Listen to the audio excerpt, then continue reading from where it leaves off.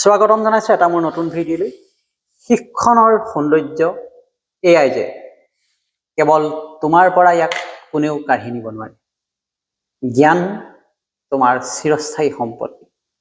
পঢ়ি থাকা, জ্ঞান বঢ়াই থাকা। জ্ঞান কেতিয়াও কমি নাযায়, গতিকে ইয়াক দান কৰিলেও আমাৰ কেতিয়াও কম নহয়, বৰঞ্চ দান কৰিলে ইয়াৰ বৃদ্ধিহে হয়। জ্ঞান আৰু টকাৰ পাৰ্থক্য এইটাই।